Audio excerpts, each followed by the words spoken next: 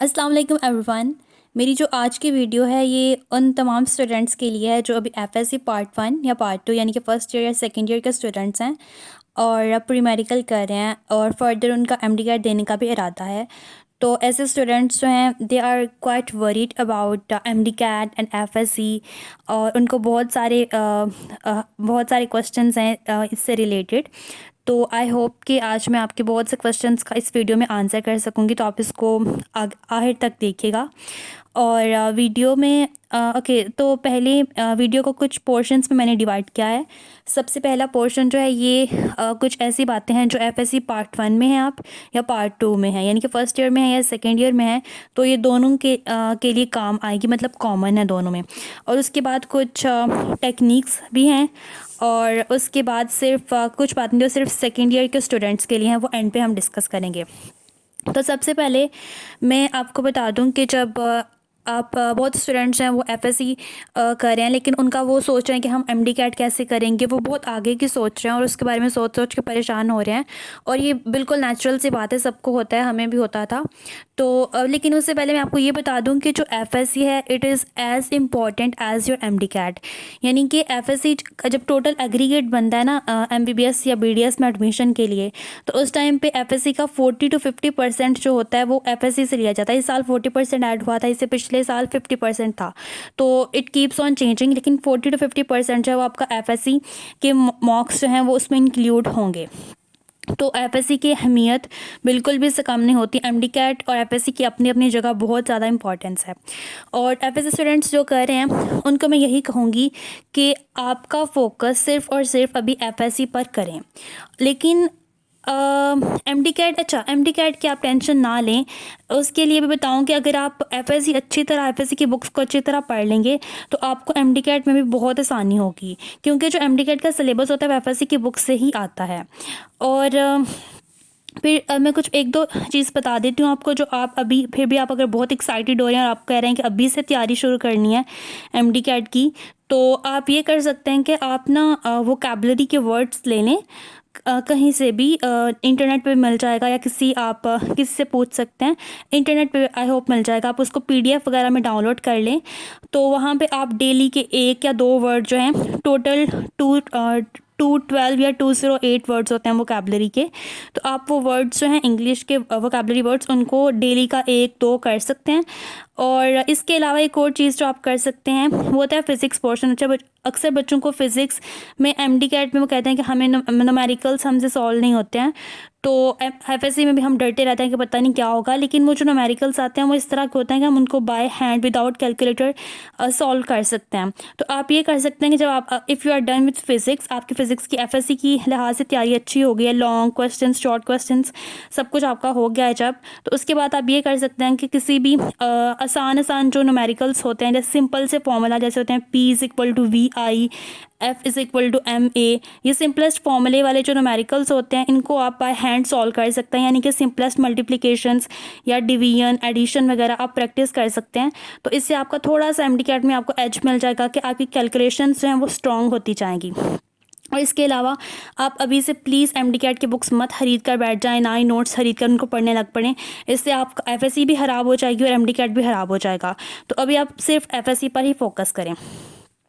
उसके बाद अब ये तो आपको भी अच्छी तरह अंदाज़ा हो गया होगा और टीचर्स भी काफ़ी बताते हैं कि जहाँ पे क्रैम करना है, रट्टा मारना है, जिस चीज़ को उसको रट्टा मारो, जहाँ पर हो थोड़ी बहुत क्रिएटिविटी यूज़ करनी है उसको यूज़ करो।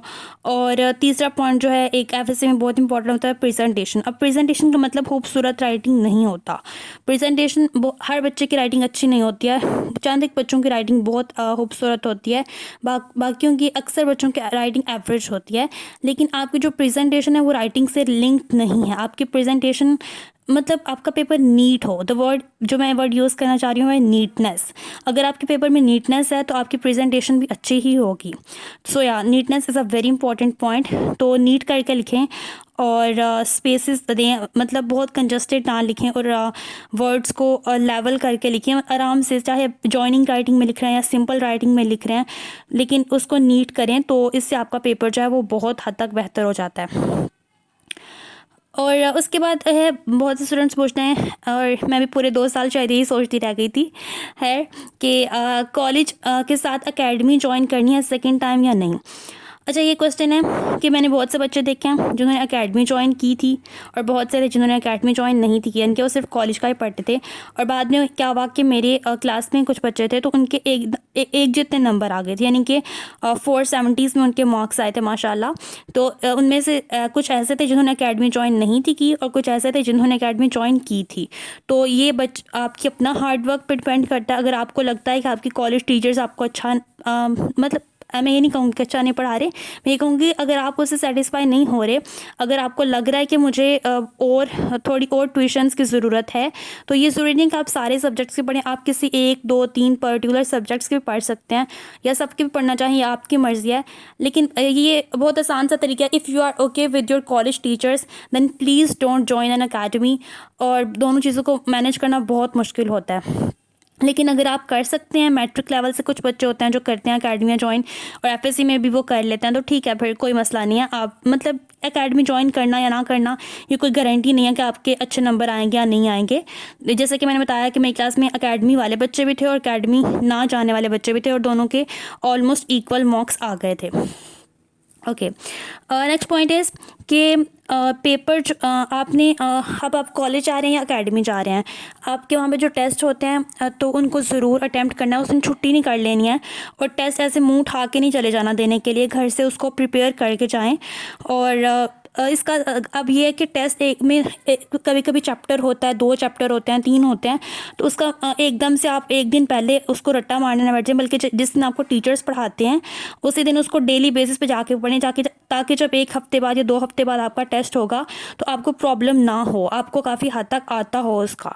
तो ये सबसे एक सिंपल सा रूल है। आप आपने पहले भी बहुत दफ़ा सुना होगा, लेकिन यह कि अप्लाई भी प्लीज़ इसको कर लें कि स्टडी ऑन डेली बेसिस। दिन में आप सिर्फ 3 घंटे पढ़ते हैं या 4 घंटे पढ़ते हैं ना, तो ठीक है, लेकिन इट्स ओके, आप रोज़ाना की बेसिस पे उतना पढ़ रहे हैं तो ठीक है, ऐसे चलते रहना चाहिए। ये नहीं कि आपने एक दिन 7 घंटे पढ़ लिया और अगले 4 दिन आपने पढ़ा ही नहीं कुछ, तो ये वाला काम नहीं करना। Study on daily basis. आप बेशक एक्स्ट्रा ना पढ़ें, ठीक है, लेकिन डेली का डेली पढ़ना है, रोज़ का काम रोज़ करना है। ये आपकी सक्सेस में एक बहुत इंपॉर्टेंट पॉइंट होगा। और उसके बाद फिर है कि बहुत से बच्चे पूछते हैं उर्दू में खुलासा कितना लिखना है, और तशरीह कितनी लिखनी है, और ये सारी बातें, लेटर कितना लिखना है, मुकालमा कितना लिखना है। तो और इंग्लिश में भी पूछना है कि इंग्लिश का लेटर कितना लंबा लिखना है, और स्टोरी कितनी लंबी लिखनी है, ये कैसे करना है, वो कैसे करना है। तो इस आई थिंक आपके पास आपके टीचर्स हैं, जस्ट फॉलो योर टीचर्स। आपके टीचर्स, मैं अपनी बात बताऊँ तो मेरे टीचर्स अल्हम्दुलिल्लाह बहुत अच्छे थे, और उन्होंने तकरीबन हर चीज़ के बारे में छोटी से छोटी डिटेल्स भी हमें बताई थी। अगर वो नहीं बताते तो आप उनसे पूछ लें, वो बता देंगे। कॉलेज लेवल पे टीचर्स बहुत कोऑपरेटिव होते हैं ऑलमोस्ट। और अगर आपके नहीं हैं तो फिर आप किसी सीनियर से पूछ लें, या आप कमेंट्स में पूछ सकते हैं मुझसे। लेकिन मेरे ख्याल से आपको अपने टीचर्स को फॉलो करना चाहिए, क्योंकि वो बहुत अच्छी तरह सिंसियर गाइडेंस टीचर्स से बेहतर शायद ही कोई दे सके, ठीक है ना। उसके बाद है कि टेक्स्ट बुक से पढ़ना है या की बुक्स में पढ़ना है। अक्सर बच्चों को मैंने देखा था, मेरी क्लास में भी थे, तो वो क्या करते थे, केमिस्ट्री, बायो और फिज़िक्स की वो की बुक्स ख़रीद लेते थे और की बुक से रट्टा मार लेते थे। बाद में मैंने एक दफ़ा आई जस्ट चेक के की बुक्स में बहुत कुछ एक्स्ट्रा लिखा होता है, और शायद अननेसेसरी थिंग्स होती हैं, या कुछ मिस भी हो गया होता है जो टेक्स्ट बुक में था लेकिन की बुक्स में नहीं है। तो बच्चे टेक्स्ट बुक के ऊपर फोकस नहीं करते हैं, वो की बुक के ऊपर पढ़ लेते हैं। आपने ऐसा नहीं करना। आपकी मेरे एक का टीचर हैं, वो कहते हैं कि जो टेक्स्ट बुक्स हैं वो आपकी होली बुक्स होती हैं, ठीक है। तो आपने टेक्स्ट बुक को बहुत बहुत इंपॉर्टेंस देनी है, और जो आपकी टेक्स्ट बुक में लिखा है उसी को फॉलो कर लें। कुछ अंदर से कभी कभार चीज़ें होती हैं, जैसे केमिस्ट्री में, फिजिक्स में आपके टीचर्स बता देते हैं कि इसमें एक्स्ट्रा आपने ये भी ऐड करना है, या क्वेश्चन लॉन्ग क्वेश्चन आएगा या शॉर्ट क्वेश्चन आएगा, तो वो अच्छी बात है, वो आप थोड़ी बहुत एडिशंस कर सकते हैं।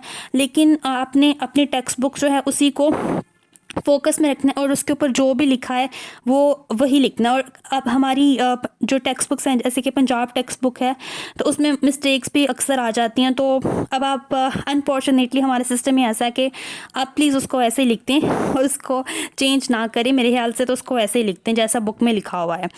तो और अपनी प्रोविंशियल बुक्स को पढ़ें, पंजाब के हैं तो पंजाब की बुक्स पढ़ें, फेडरल के हैं तो फेडरल की बुक्स पढ़ें। और की बुक्स, अब है की बुक्स, मैंने पहले कहा कि बच्चे की बुक्स रट्टा मारते हैं, इसका मतलब ये नहीं कि आपने की बुक्स नहीं खरीदनी, आप की बुक्स खरीद सकते हैं। जैसे कि मैंने I think I bought scholar की मैंने साइंसेस के लिए खरीदी थी। लेकिन उसको आपने किस तरह यूज़ करना है, जो की बुक्स हैं आपकी, उसमें से आप शॉर्ट क्वेश्चन, अगर आपको उसका टेक्स्ट बुक में आंसर नहीं मिलता तो आप वहाँ से शॉर्ट क्वेश्चन निकाल के देख सकते हैं की बुक से। और उसके अलावा वहाँ पर की बुक्स में MCQs भी होते हैं, एक्सरसाइजेज सॉल्व जो होती है ना बुक्स पे, एक्सरसाइज आती है एंड पे, उसका सोल्यूशन भी दिया होता है। तो अगर आपको कुछ नहीं आता तो आप वहाँ से चेक कर सकते हैं। और उसके अलावा जो तीसरी चीज़ आप की बुक से देख सकते हैं वो कि लॉन्ग क्वेश्चन की हेडिंग्स। वैसे तो हेडिंग्स आप खुद बनाना सीखें, खुद कोशिश किया करें और ख़ुद बनाना सीखें। लेकिन अगर आपको फिर भी नहीं पता चलता तो आप की बुक्स में जो लॉन्ग क्वेश्चन की फॉर्म में लिखा होता है वहाँ से हेडिंग्स देख सकते हैं। जैसे कॉलेज और स्कॉलर, ये वाली जो हैं, इनकी बुक्स जो होती हैं, की बुक्स होती हैं, वहाँ पर काफ़ी अच्छी हेडिंग्स होती हैं। तो अंदर वाला मटेरियल आप बुक से ही लिखें, लेकिन आप हेडिंग्स वहाँ से देख सकते हैं। और पास्ट पेपर्स आपके जब बोर्ड एग्ज़ाम्स होंगे, अगर आपके फॉर एग्जांपल जून में हो रहे हैं तो उससे 2 महीने पहले जब आपका सिलेबस ऑलमोस्ट कवर हो जाएगा तो आप तब पास्ट पेपर्स खरीद लें और फिर पास्ट पेपर्स को भी साथ साथ लेकर चलें। लेकिन उससे पहले पास्ट पेपर्स की तरफ मत जाएं, ठीक है। पहले आप अपनी टेक्स्ट बुक्स जो है उसी को कवर करें। फिर है कि हमारी बुक्स में कंट्राडिक्शंस आती हैं। जैसे कि अगर मैं बताऊं तो हमारी फर्स्ट ईयर की बुक जो है बायो की, उसमें चैप्टर नंबर 2 में लिपिड्स वाला टॉपिक है आई थिंक, उसमें एसाइल ग्लाइसरोल्स जो है वहाँ पर एस्टर फॉर्मेशन में वो कुछ डिफरेंस आ रहा है कि हाइड्रोजन किससे यूज़ होता है और OH, हाइड्रोजन कहाँ से आता है और OH कहाँ से आता है, वहाँ पे कुछ और लिखा है। लेकिन सेकेंड ईयर की जो केमिस्ट्री की बुक है वहाँ पर ऑर्गेनिक केमिस्ट्री वाले पोर्शन में वहाँ पे एस्टर फॉर्मेशन में कुछ और लिखा है कि हाइड्रोजन दूसरी आता है, कहाँ से आता है, और OH ग्रुप जो है वो कहाँ से आता है। तो इस तरह की कॉन्ट्रडिक्शंस और भी बहुत सी बुक्स में है, फिजिक्स और केमिस्ट्री में भी आ जाती हैं। तो आपने ये करना है कि जो केमिस्ट्री की बुक में लिखा है ना, वो केमिस्ट्री के पेपर में वही लिखना है, और जो बायो की बुक में लिखा है वो बायो के पेपर में जब क्वेश्चन आएगा तो बायो की बुक वाला ही लिख देना है। आपने ऐसे ही करना है प्लीज़।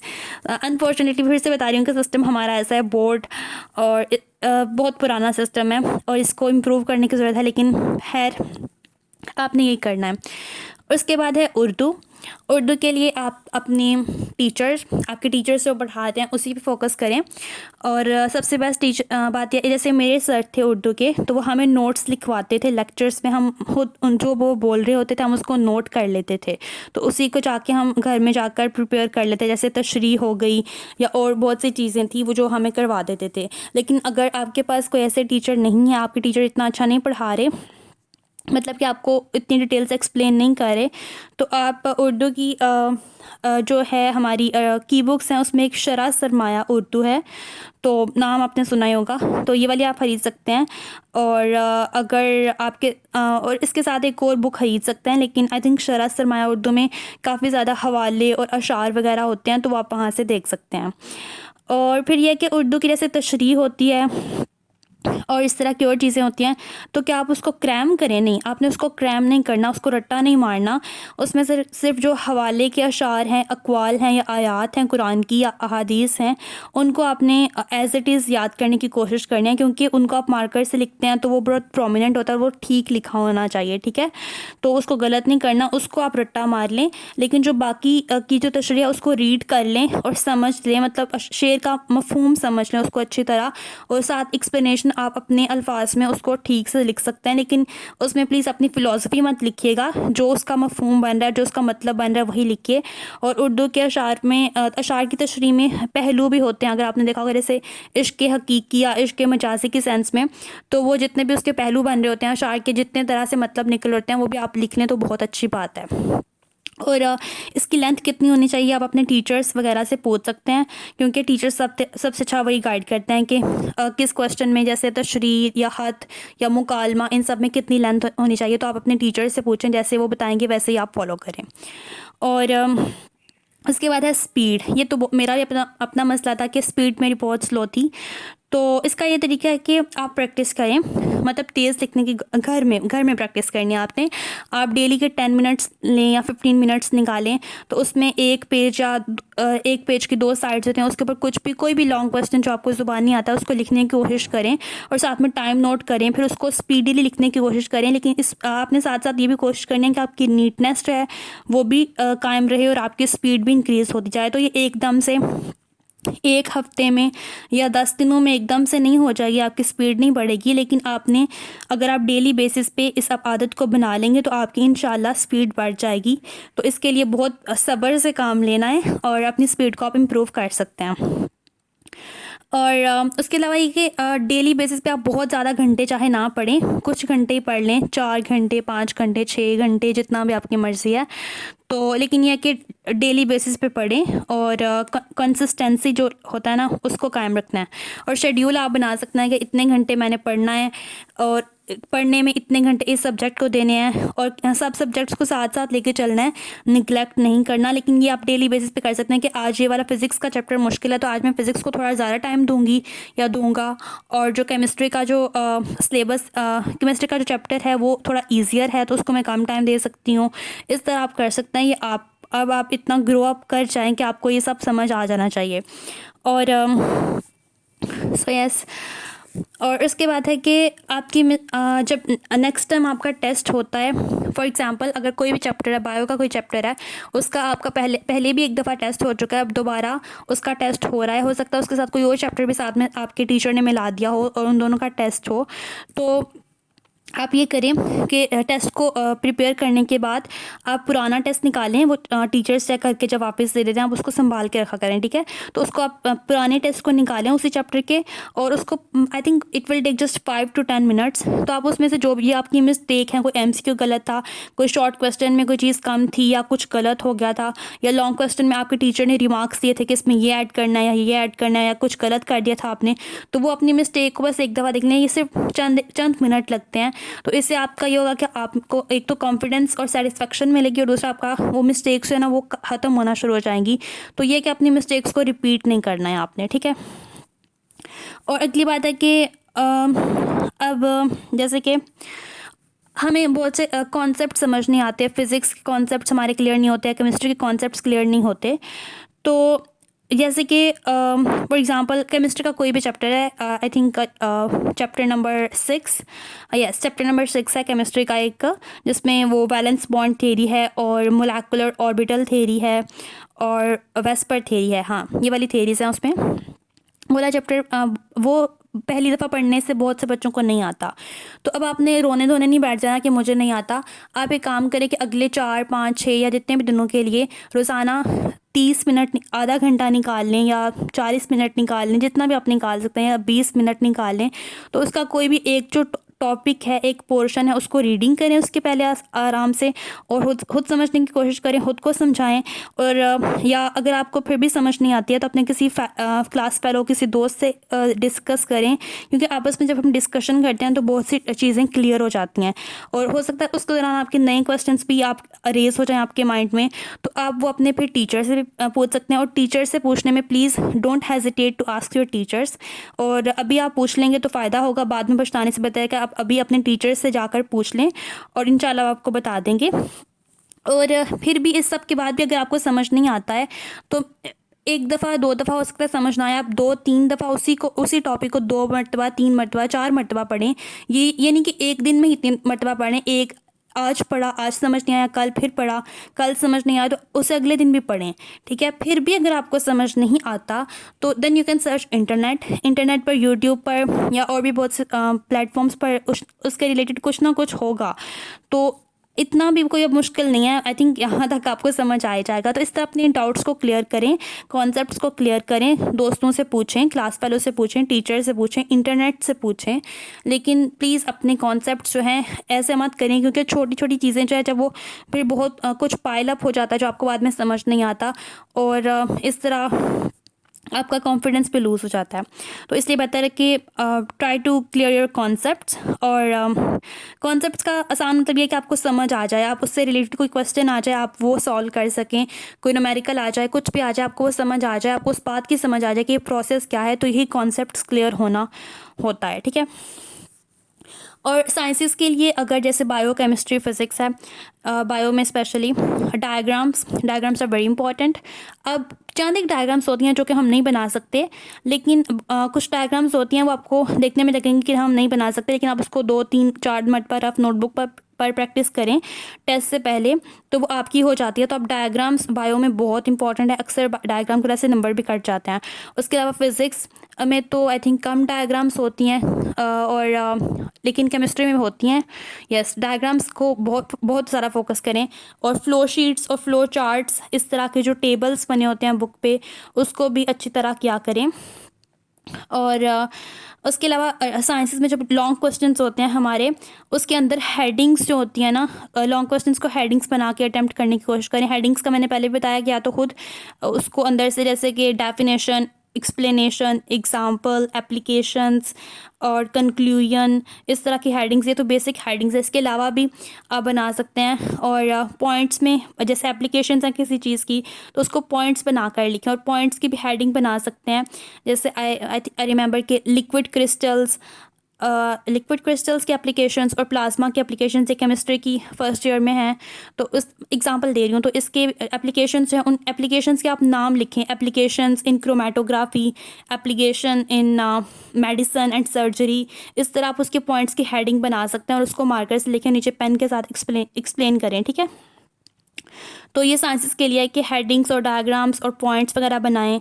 और उसके अलावा शॉर्ट क्वेश्चन जो हैं, या तो एक शॉर्ट क्वेश्चन और उससे अगला जो है, उनके दरमियान आप मिड में वो लाइन्स ड्रॉ करें। आपको सभी को आई थिंक पता होगा कि वो पेपर प्रेजेंटेशन जिस तरह होती है ना, दरमियान में लाइन ड्रॉ कर देते हैं, और या फिर दरमियान में 2 3 लाइन्स छोड़ दें। उससे बेहतर है कि आप लाइन ड्रॉ कर लें नेक्स्ट क्वेश्चन स्टार्ट करने से पहले, ताकि हर क्वेश्चन अलग अलग पता चले कि अलग अलग है, और चेकर के लिए आसानी हो। और उसके बाद है हमारा इस्लामियात, पाक स्टडीज़ और उर्दू। तो इसके लिए मैं इस्लामियात के लिए स्पेशली बच्चे पूछ रहे थे कि हम टेक्स्ट बुक पढ़ें या की बुक्स पढ़ें। अच्छा, बहुत से कॉलेजेस में की बुक्स होती हैं, की बुक्स लगवा देते हैं। मुझे भी इस्लामियात की भी मिसबा इस्लामियात थी, और मुतालिया पाकिस्तान की भी कोई की बुक थी, आई डोंट, प्रोफेसर मियां अशरफ, उनकी की बुक थी, जो हमें हमारे टीचर ने कहा था कि आप वहाँ से पढ़ें। तो आप वो की बुक ख़रीद लें, ठीक है, जो भी आपके टीचर कहते हैं, कोई एक की बुक ख़रीद लें साथ, और टेक्स्ट बुक भी ख़रीदें।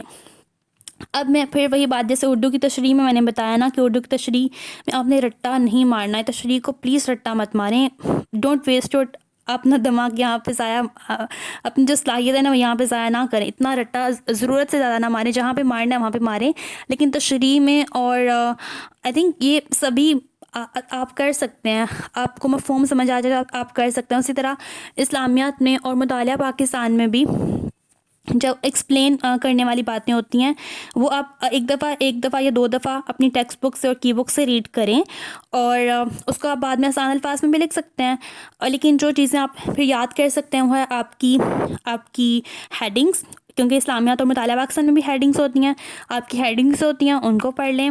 और उसके अलावा हवाले के अशार, आयात, अक़वाल, अहादीस, ये सारी बातें जो हैं ये आपने क्रैम करनी है, ठीक है। लेकिन जो एक्सप्लेन करने वाले जो नॉर्मल अंदर मटेरियल होता है, जो आप पेन से लिखते हैं, उसको इतना रट्टा मारने की ज़रूरत नहीं है, ठीक है। और आयात, हवाले, अशार, ये हमारी टेक्स्ट बुक पर भी कहीं ना कहीं है, की बुक्स में भी होते हैं। और अगर आपको फिर भी किसी टॉपिक से रिलेटेड नहीं मिलता, तो आप इंटरनेट पर, गूगल पर सर्च कर सकते हैं, वहाँ से भी आपको बहुत सारी इन्फॉर्मेशन मिल जाती है। और उसके अलावा ये तो सारा पढ़ाई के मतलब था, लेकिन मेंटली भी अब आपके लिए यही है कि अपनी सेहत का ख्याल रखें और नमाज़ पढ़ें, क्योंकि नमाज कामयाबी की चाबी है, कामयाबी की कुंजी है। नमाज फलाह है, इट्स द सक्सेस, ठीक है। और कुरान पढ़ें। तो ये सब चीज़ों को भी निगलेक्ट नहीं करना, और प्लीज़ खुद को स्ट्रेस मत करें, ठीक है। सुकून से पढ़ें, एवरीथिंग विल बी फाइन इंशाल्लाह। अब हम कुछ टेक्निक्स की बात कर लेते हैं।